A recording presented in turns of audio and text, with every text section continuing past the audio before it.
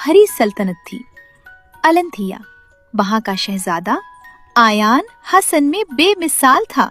नीली आंखें, चमकता चेहरा, सुनहरी बाल और हर अदा में गुरूर। हर रोज वो आईने के सामने खड़ा होकर कहता, दुनिया मेरी सूरत पर फिदा है। एक शाम महल के दरवाजे पर एक कमजोर बोसीदा चादर ओढ़े औरत आई। उसके हाथ में एक सियाह गुलाब था। बेटा, सिर्फ एक रात की पनाह चाहिए, आयान ने नाक चढ़ाकर कहा। ये महल खूबसूरती का मकाम है, भीख मांगने वालों का नहीं। तुमने खूबसूरती को गुरूर बनाया और दिल की रोशनी को हकीर जाना। अब अपने गुरूर की सजा खुद भुगतो। वो सियाह गुलाब को फूंक मारती है। गुलाब से सियाह धुआं उठता है और शहजादे आया के चेहरे पर जाते ही जादू की लपेट में आकर आयान का चेहरा बिगड़ जाता है। जल झुलस गई, आंखें सियाह पड़ गईं, होठ खुश्क और चेहरे पर बदसूरती छा गई। नौकर भाग गए, माहौल सन्नाटा बन गया। आयान ने खुद को आईनों से छुपा लिया। फिर एक रात वो चुपचाप महल से निकलकर जंगल की तरफ भाग गया।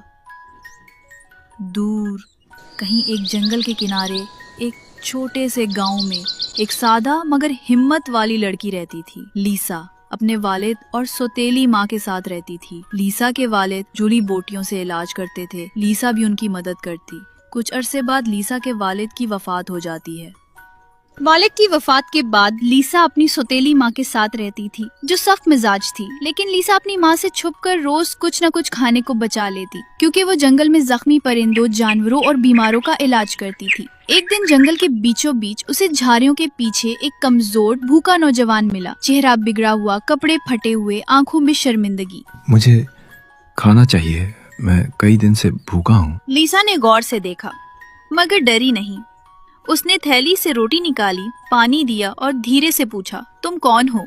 आयान ने झिझकते हुए सिर्फ इतना कहा, मैं एक सजा याफ्ता इंसान हूँ और तुम्हारा एहसान कभी नहीं भूलूंगा। वो रोज आता, लीसा उसे खाना देती और आहिस्ता आहिस्ता दोनों में दोस्ती हो गई। वो मिलकर फूल तोड़ते, जड़ी बूटियां चुनते, दरख्तों के नीचे बैठकर हंसते, बातें करते।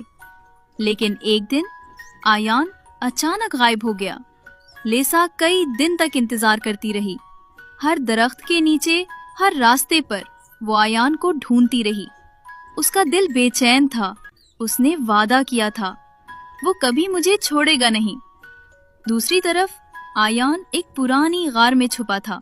वो जंगल के जादूगरों और बूढ़े हकीमों से अपना इलाज करवाने की कोशिश कर रहा था, पर हर कोई कहता, ये आम जख्म नहीं, ये दिल की आजमाइश है। चेहरा तभी बदलेगा जब तुम सच में किसी के दिल में जगह पाओगे। आयन को लीसा की याद आने लगी। उसकी मुस्कुराहट, उसकी बेलौस मदद। वही एक थी जिसने कभी उसका चेहरा नहीं देखा, सिर्फ उसका दुख महसूस किया। तब आयान वापस लौटा और उसने लीसा को उसी जगह पाया जहाँ वो अक्सर मिला करते थे। वो कुछ लम्हे खामोश खड़ा रहा। लीसा, क्या तुम अब भी मेरा इंतजार कर रही हो? लीसा ने पलट के देखा, आंखों में आंसू थे।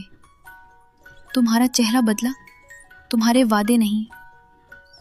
आयान उसके कदमों के करीब आकर बैठ गया। मुझे मदद चाहिए लीसा, मैं सच में ठीक होना चाहता हूँ। क्या तुम मेरी मदद करोगी? लीसा ने चंद लम्हे उसे देखा। मैं पहले दिन से तुम्हारी मदद कर रही हूँ। अब हम ये सफर साथ मुकम्मल करेंगे। अगली सुबह लीसा उसे अपने वालिद की पुरानी नोटबुक दिखाती है। एक खास जड़ी बूटी जो सिर्फ मुकम्मल चांद की रात को खिलती है, और सिर्फ उसी के लिए जो गुरूर को छोड़कर सच्चाई अपनाए। दोनों जंगल की गहराई में जाते हैं, जहाँ वो चमकती नीली बेल खिलती है। लीसा बेल से फूल तोड़ती है और उससे अरक निकालती है और आयान के चेहरे पर लगाती है। चंद लम्हों में आयान के चेहरे से धुंध छटती है, जिल्द नरम होने लगती है, आंखों के गिर्द स्याही मिटने लगती है। लेकिन वो लीसा की तरफ देखकर कहता है, अगर तुम्हारी मोहब्बत सिर्फ मेरी इस हालत से जुड़ी थी तो मैं ये चेहरा वापस नहीं लेना चाहता। तुम वही हो जिससे मैंने दोस्ती की थी। चेहरा बदला, दिल नहीं। फिर आयान और लीसा शादी कर लेते हैं और जंगल में एक छोटा सा घर बनाते हैं, जहाँ वो जख्मियों, बीमारों और परिंदों का इलाज करते हैं। एक दिन एक छोटा बच्चा पूछता है, क्या आप शहजादा हैं? ایان جھک کر اس کے سر پر ہاتھ پھیرتا ہے۔ نہیں، میں وہ انسان ہوں جس نے سیکھا کہ اصل شفا دل کی سچائی اور محبت سے آتی ہے۔